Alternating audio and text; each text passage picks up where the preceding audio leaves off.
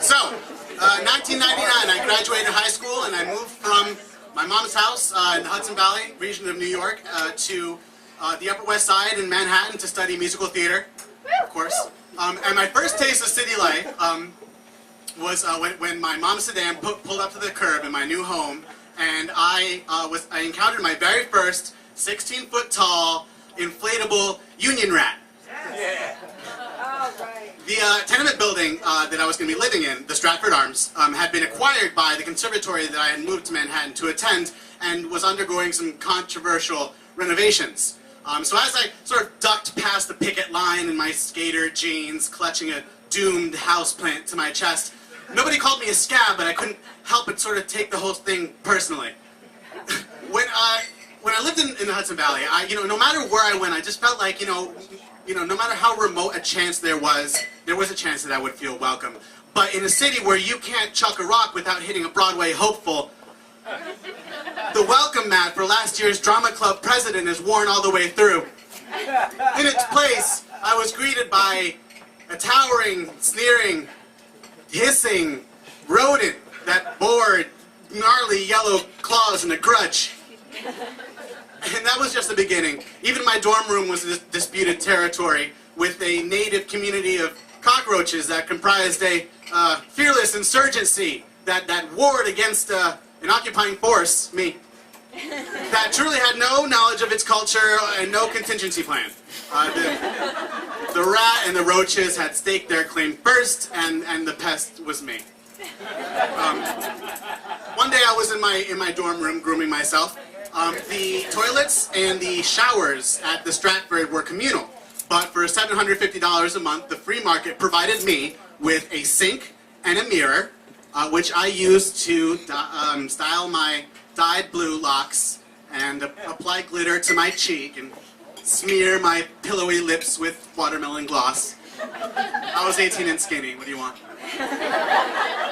So on this particular day, I was adjusting the arrangement of tiny half moons and stars on my eyelids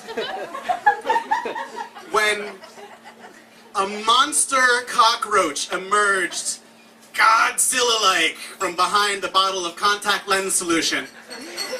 Don't let anybody tell you that everything is bigger in Texas until you've shown them a New York City cockroach. It was big enough to choke with 2 hands. And it had body-length antennae that it whipped menacingly in my direction as though it planned to carve a crimson R into my forehead as a warning. I let out a shriek, so high-pitched that Mariah Carey broke into a cold sweat across town. And I sprung into action, scouring every available surface in vain for a roach killer while keeping my vision affixed firmly to the Mesozoic-era beast in front of me. Finally, I settled for a can of hairspray and let loose with a fragrant, effete spray of products.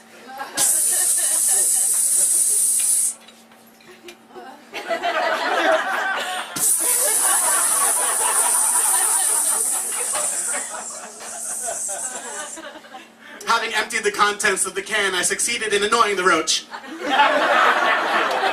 It leaped down to the ground with a thud that sent hairline cracks through the linoleum and came after me.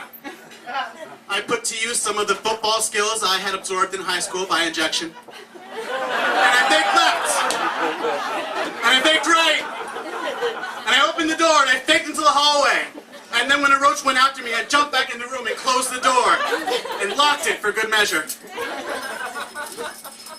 It was neither my first nor my last encounter with a cockroach, New York City or otherwise, but I learned a very important lesson from that encounter and the others, which is armed with little else but sheer will and stubborn determination, I can thrive in even the most unfriendly of places. So good luck trying to get me out of Philly.